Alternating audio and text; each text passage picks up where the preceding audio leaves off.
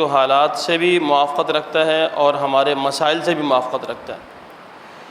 اور اس موضوع کو بیان کرنے سے پہلے ایک حدیث نبی اکرم صلی اللہ علیہ وسلم کی آپ کے سامنے۔ نبی اکرم صلی اللہ علیہ وسلم نے فرمایا، قیامت کے قریب ایک وقت ایسا آئے گا، یصبح الرجل مؤمنا ویمسی کافرا ویمسی مؤمنا ویصبح کافرا یبیع دینہ بعرض من الدنیا، کہ صبح کو انسان مومن ہوگا اور شام کو کافر ہوگا، شام کو مومن ہوگا اور صبح کو کافر ہوگا۔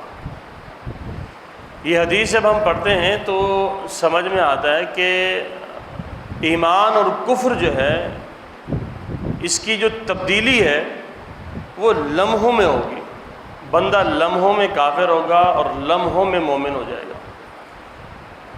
اور اس حدیث کے آخر میں نبی اکرم صلی اللہ علیہ وسلم نے اس کی وجہ بھی بیان فرمائی ہے۔ آپ فرماتے ہیں، یبیع دینہ بعرض من الدنیا، کہ انسان جو ہے دنیا کے چند ٹکوں کے عوض جو ہے وہ اپنا دین بیچ ڈالے گا، دنیا کے چند ٹکوں کے عوض۔ اگر اسی حدیث کے مفہوم کو ہم بیان کرنے چلیں تو خیر کافی طویل ہو جائے گا، لیکن اس حدیث سے جو معنی اخذ ہوتا ہے وہ یہ ہے کہ یاد رکھیے گا، جو ایمان میرے اور آپ کے پاس ہے نا، یہ کسی بھی لمحے ہم سے چھن سکتا ہے، کسی بھی لمحے۔ اور اس دور میں ایمان کے چھننے کے بے شمار ذرائع موجود ہیں، بے شمار ذرائع موجود ہیں۔ بلکہ میں اگر کہوں کہ شاید ایمان کو چھننے کا پورا جو ہے ورلڈ بینک ہم لے کے گھوم رہے ہیں تو غلط نہیں ہوگا۔ پورا پیکج ہمارے پاس موجود ہے، ہم لے کے گھوم رہے ہیں اور طرح طرح کے معاملات ہمارے چل رہے ہیں۔ ایک جگہ درس تھا یہاں پہ ناظم آباد میں، تو وہاں ایک نوجوان کھڑا ہوا، اس نے کہا کہ انجینئر محمد علی مرزا کی یہ بات ہے اور اس کا کیا جواب آپ دیں گے؟ میں نے اس سے پوچھا، میں کہ نوجوان یہ بتائیے کہ آپ انجینئر مرزا کی کتنی ویڈیوز دیکھتے ہیں، ہفتے میں کتنی ویڈیوز دیکھ لیتے ہیں؟ کہنے لگا میں کوئی 8-10 ویڈیو جو ہے وہ انجینئر مرزا کی ہفتے میں دیکھ لیتا ہوں، 8-10 ویڈیو انجینئر مرزا کی ہفتے میں دیکھ لیتا ہوں۔ میں نے کہا اچھا، میں نے کتنے منٹ کی ویڈیو ہوتی ہے؟ کہنا کم از کم 15-20 منٹ کی، آدھے گھنٹے کی ویڈیو تو ہوتی ہے۔ اب اگر 10 ویڈیو بھی لگا لیں تو 4 گھنٹے تو بنتے ہیں، 4 گھنٹے آدھے گھنٹے کی ویڈیو لگائیں تو 4 گھنٹے تو آرام سے بن گئے 8 ویڈیوز کے اندر۔ تو میں نے کہا 4 گھنٹے ہفتے میں تم ایک ایسے شخص کو سنتے ہو جس کے بارے میں ہمارے علماء منبر و محراب پہ ایک دفعہ نہیں 12 کہہ چکے ہیں کہ یہ گمراہ آدمی ہے، یہ گمراہ آدمی ہے، اس کی باتیں سننے سے آپ اپنے ایمان کو خطرے میں ڈال سکتے ہیں۔ اس کے باوجود آپ اس کو سن رہے ہیں اور آگے آپ مجھ سے سوال کر رہے ہیں کہ اس کی اس بات کا جواب کہاں سے دیں گے؟ میں نے کہا آپ کے پاس قرآن مقدس کو دینے کے لیے 1 گھنٹہ نہیں ہے، 1 گھنٹہ آپ کے پاس نہیں ہے کہ آپ قرآن مقدس کو دے سکیں، قرآن مقدس کو سمجھنے کے لیے دے سکیں۔ 1 گھنٹہ آپ کے پاس موجود نہیں ہے۔ 4 گھنٹے پورے ہفتے کے اندر آپ ایک ایسے شخص کو سننے کے لیے دے رہے ہیں جو گمراہ آدمی ہے۔ یہ ہمارا المیہ ہے، یہ ہمارا پرابلم ہے۔ پھر جب ہم اس قسم کے لوگوں کو سنتے ہیں، نتیجہ کیا ہوتا ہے؟ پھر سوال آتے ہیں، کوشچنز آتے ہیں اور وہ خطرناک ہوتے ہیں، اتنے خطرناک ہوتے ہیں جس کی کوئی انتہا نہیں۔ اب یہ نوجوانوں کے سوال، اور ان نوجوانوں کے سوالات میں سے ایک سوال آپ کے سامنے رکھتا ہوں اور اس کا حل آپ کے سامنے رکھنے کی کوشش کروں گا، اور پھر یہ سوال ہم آگے بھی دیکھیں۔ وہ سوال یہ ہے، اور یہ صرف نوجوانوں کا سوال نہیں ہے، ہمارے بعض بزرگوں کا بھی سوال ہے، اور جو بہت زیادہ ٹپیکل قسم کے ہو گئے نا ان کا بھی سوال ہے۔ وہ یہ کہتے ہیں جناب علی کہ ہماری جو شریعت، اچھا یہ سوال کرنے والا کوئی غیر مسلم نہیں ہے، کوئی کافر نہیں ہے، کوئی یہودی نہیں ہے، کوئی ہندو نہیں ہے، عیسائی نہیں ہے، یہ مسلمان ہے، مسلم کہہ رہا ہے، اور مسلمان مولوی صاحب کے سامنے آ کے، عالم دین کے سامنے بیٹھ کے یہ کہہ رہا ہے، اور زبان سے کہہ رہا ہے، یہ نہیں کہ عمل سے کہہ رہا ہے، زبان سے کہہ رہا ہے۔ وہ زبان سے کیا کہہ رہا ہے؟ کہتا ہے یہ شریعت میں، قرآن مقدس میں دنیا کے مسائل کا حل موجود نہیں ہے،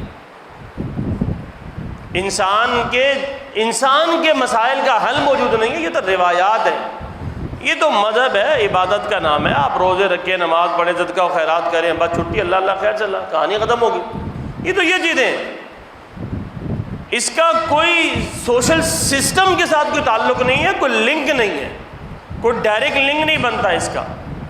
یہ تو تمہیں چند عبادات سکھاتا ہے, اٹھنے بیٹھنے کے طریقے بتاتا ہے کہ ہاں اس طرح کر لو, صبح میں اٹھ لو تو اس طرح جھک جاؤ, اس طرح سجدہ کر لو, اس طرح رکوع کر لو, یہ ہو جائے, اور تو جنا حج کے طریقے بتاتا ہے اور یہ.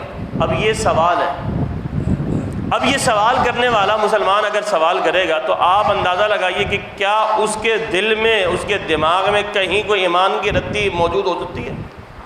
نہیں. اندازہ لگائیے. اور یہ سوال کر رہا ہے, اور نام اس کا کیا ہوگا؟ نام اس کا محمد اختر ہوگا, محمد اسلم ہوگا, محمد فلاں ہوگا, اس کا یہ نام ہوں گے, اور وہ یہ سوال کر رہا ہے.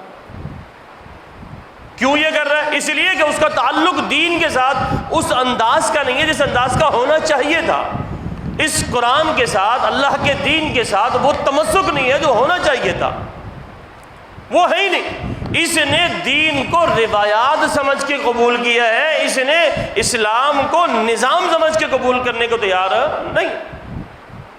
اگر یہ اسلام کو نظام سمجھ کے قبول کرتا نا, اگر یہ اسلام کو سسٹم سمجھ کے قبول کرتا تو کبھی بھی یہ بات نہ کہتا کہ میرے مسئلے کا حل موجود نہیں, میرے مسائل کا حل موجود نہیں ہے اس دین کے اندر. میں ایک لاجیکلی بات آپ کے سامنے رکھتا ہوں. اس دین کو سب سے پہلے ماننے والے کون تھے؟ صحابہ کرام رضوان اللہ علیہم اجمعین. اللہ کے نبی کے ساتھ وہی تھے نا, صحابہ نے مانا. صحابہ بھی میرے اور آپ جیسے انسان ہی تھے. ہاں, فضیلت میں, مقام میں, مرتبہ میں وہ چونکہ بلند مرتبہ ان کا ہے, صحابہ ہیں, اللہ کے نبی کو دیکھا ہے, دیدار کیا ہے, لیکن تھے تو انسان ہی نا. بحیثیت انسان ہونے کے ان کے بھی مسائل وہی تھے جو آج میرے مسائل ہیں. مسائل میں کوئی فرق نہیں ہے. وہ ان کے ساتھ بھی پیٹ لگا ہوا تھا, وہ بھی کاروبار کرتے تھے, آج میں اور آپ بھی کاروبار کر رہے ہیں. ان کے ساتھ بھی نظام تھا, شادی بیاہ خوشی غمی کے طریقے تھے, ہمارے پاس بھی موجود ہیں. سارا کچھ وہی تھا. مجھے آپ بتا دیں, کوئی ایک شخص کا بتا دے, کوئی ایک بندہ کھڑا ہو کے بتائے کہ کیا ان کے جو مسائل تھے, صحابہ کرام رضوان اللہ علیہم اجمعین کے جو پرابلم تھے, انہوں نے اپنے مسائل کا حل کہاں سے لیا؟ کیا قرآن چھوڑ کے, محمد رسول اللہ کو چھوڑ کے کہیں اور جگہ سے لیا؟ نہیں. انہوں نے ہمیشہ کوئی بھی مسئلہ پیش ہوا, کوئی بھی مسئلہ درپیش ہوا, اللہ کے نبی صلی اللہ علیہ وسلم کی زندگی میں سیدھے اللہ کے نبی کی بارگاہ میں آئے, اللہ کے نبی یہ مسئلہ ہے, آپ نے حل پیش فرما دیا, اس کا یہ مسئلہ حل. انہوں نے قرآن سے مسئلے کا حل نکالا, محمد رسول اللہ کے فرمان سے مسئلے کا حل نکالا. ان کے مسائل کا حل اسی قرآن نے دیا, ان کے مسائل کا حل اسی محمد رسول اللہ صلی اللہ علیہ وسلم کے فرمان نے دیا. تو جو چیز, جو نظام, جو سسٹم صحابہ کرام کے مسائل کا حل پیش کر سکتا ہے نا, الحمدللہ الحمدللہ ثم الحمدللہ, وہ آج میرے اور آپ کے مسائل کا حل بھی پیش کر سکتا ہے. اب سوال یہ پیدا ہوتا ہے, ان کے مسائل کا حل اس میں سے کہاں, کیسے مل گیا ان کو؟ اس لیے ملا کہ انہوں نے اس کو اپنی زندگی کے ساتھ لاگو کیا تھا, انہوں نے اس کو سمجھا تھا, انہوں نے اس کو سمجھ کے اپنی زندگی پہ اپلائی کرنے کی کوشش کی تھی, اس کو اپنے جسم پہ نافذ کرنے کی کوشش کی تھی. میں ایک اور لاجیکلی دلیل آپ کے سامنے رکھتا ہوں. میڈیکلی آج ہو رہا ہے, اور یہ دلیل عام ہے, آپ ویڈیوز میں بھی دیکھے ہوں گی, آپ دیکھا ہوگا, آپ نے یہ باتیں سنی ہوں گی. بہت سارے ڈاکٹر اس کو اپلائی بھی کر رہے ہیں. کسی خاص مرض میں بندہ پیرالائز ہو گیا ہے اور اس کا جسم کام کرنا چھوڑ گیا اور وہ بیڈ پہ موجود ہے, اور اب کوئی امید واقعی نہیں بچ رہی. بہت ساری بیماریوں کے حوالے سے ہو رہا ہے, بہت ساری ویڈیوز میں آیا ہے. تو ڈاکٹرز کیا کر رہے ہیں, سورہ یاسین اس کو سنوا رہے ہیں. کسی نے دیکھی ہوں گی ویڈیو, سورہ یاسین ان کو سنوائی جا رہی ہے, اور سورہ یاسین سننے کے بعد وہ لوگ, وہ بیمار آدمی, وہ پیرالائز آدمی بالکل ٹھیک ہو رہا ہے, بالکل ٹھیک ہو رہا ہے. اور ڈاکٹر حیران ہے کہ یہ کیسے ممکن ہو گیا. سورہ یاسین کو سننے کے بعد یہ بیمار جو کل تک بالکل اس بیڈ سے لگ چکا تھا, اٹھنے کے قابل نہیں تھا, آج یہ کھڑا ہو گیا, آج اس کے اندر بہتری اتنی فیصد آ گئی ہے, 10%, 20%, 30% اس کے اندر بہتری آ گئی ہے. کیسے آ گئی؟ سوچیں, کبھی غور کریں. وہ کتاب, وہ اللہ کی وحی, وہ اللہ کا پیغام جو صرف کانوں تک پہنچا اور کانوں کے ذریعے اس کے جسم پہ اس کا اثر ہوا اور اللہ رب العالمین نے اس کو کھڑا کر دیا. وہ وحی, وہ کتاب جو صرف سن کے ایک پیرالائز آدمی کو کھڑا کر سکتی ہے، آپ اندازہ لگائیے کیا ہم ہٹے کٹے سیدھے ساتھ جاگتے بندے اور جو کھاتے پیتے لوگ ہیں، جیتے جاگتے لوگ ہیں، اگر ہم اس وحی کو سمجھ کے عمل کریں تو کیا عمل کرنے کے بعد میرے اور آپ کی جسمانی اور دماغی بیماریوں کا علاج اس کے اندر نہیں موجود ہوگا؟ بالکل موجود ہوگا. ہم اس کو لینے کو تیار ہی نہیں. اور پھر اللہ رب العالمین نے کیا فرمایا؟ وَنُنَزِّلُ مِنَ الْقُرْآنِ مَا هُوَ شِفَاءٌ وَرَحْمَةٌ لِّلْمُؤْمِنِينَ. اللہ اکبر. اب اس آیت کے ٹکڑے کو نا ہم نے ہمیشہ چاہے آپ علماء سے پوچھیں، اس کو ہمیشہ ہم نے صرف جنات جادو ٹونے پہ فٹ کیا ہے، ہمیشہ فٹ کیا ہے. وَنُنَزِّلُ مِنَ الْقُرْآنِ مَا هُوَ شِفَاءٌ وَرَحْمَةٌ لِّلْمُؤْمِنِينَ کہ قرآن مقدس سے شفا ہے. کس معنی میں شفا ہے؟ آج کسی کو جادو ہو گیا تو قرآن پڑھ دو اس کو ٹھیک ہو جائے گا، اور کسی پہ جن چڑھ گئے تو جو قرآن پڑھتے ٹھیک ہو جائے گا. بالکل ہوتا ہے، ایسا ہے، فائدہ ہے، لیکن یاد رکھیے کہ لفظ شفا وسیع معنی میں ہے. یہ پورے قرآن کے حوالے سے اللہ فرماتا ہے وَنُنَزِّلُ مِنَ الْقُرْآنِ مَا هُوَ شِفَاءٌ وَرَحْمَةٌ لِّلْمُؤْمِنِينَ. یہ قرآن میں اللہ نے تمہارے لیے شفا رکھی ہے. تمہاری دماغی شفا بھی ہے، جسمانی شفا بھی ہے، تمہاری معاشی شفا بھی ہے، معاشرتی شفا بھی ہے، معاشی شفا بھی ہے، سیاسی شفا بھی ہے. تم کسی بھی نظام میں بیمار ہو نا، کسی بھی سسٹم میں بیمار ہو، یاد رکھو اس قرآن کو تھام لو، قرآن کو پکڑ لو، اللہ تمہیں ہر قسم کی شفا عطا فرما دے گا. تم ڈھونڈنے والے تو بنو، تم تلاش کرنے والے تو بنو. تم تلاش کرنے چاہتے ہی نہیں ہو. تم نے کہا نہیں جی ہم نے صرف اس کو جو ہے نا، اس کو بیٹی جب بدا ہوگی نا ہماری، جب گھر سے جائے گی تو اس کے سر پہ رکھ کے ہم نے اس کو روانہ کرنا ہے. بس ہم نے یا کیا کرنا ہے، یا ہم نے صرف تراویح میں امام صاحب کے پیچھے کھڑے ہو کے سن لینا ہے. بس اس کے علاوہ ہمیں پڑھنے کی ضرورت نہیں ہے، ہمیں سیکھنے کی ضرورت نہیں ہے، ہمیں سمجھنے کی ضرورت نہیں ہے.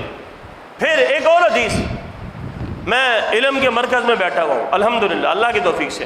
یہاں اگر کوئی ایسی بات کہہ بھی دوں تو انشاءاللہ میرے علماء اللہ کی توفیق سے میری اصلاح فرمائیں گے.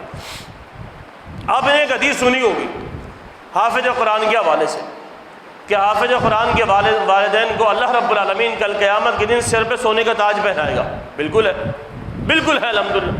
لیکن وہ حدیث ہم نے مکمل نہیں سمجھی، نہ مکمل سمجھنے کی کوشش کی ہے. جائے مشکات شریف میں علماء سے پوچھے، وہ حدیث موجود ہے. اللہ کے نبی صلی اللہ علیہ وسلم نے فرمایا من قرأ القرآن وعمل بما فیہ البس والداہ تاجا یوم القیامہ. حدیث کے الفاظ ہیں. اللہ کے نبی فرماتے ہیں کہ جس نے قرآن کو پڑھا وعمل بما فیہ، اور جو کچھ قرآن میں ہے اس پہ عمل کرنے کی کوشش کی، قرآن کو پڑھا اور عمل کیا، البس والداہ تاجا یوم القیامہ، اس کے والدین کو اللہ رب العالمین قیامت کے دن سونے کا تاج پہنائیں گے اس کے سر پہ. اور جو حافظ عمل ہی نہیں کرتا. اب عمل کرنے کے لیے شرط ہے کہ قرآن کو سمجھا جائے، قرآن کا فہم حاصل کیا جائے. جب تک قرآن کا فہم نہیں ہوگا تو عمل نہیں ہوگا. عمل کے لیے ضروری ہے کہ قرآن کا فہم ہونا چاہیے.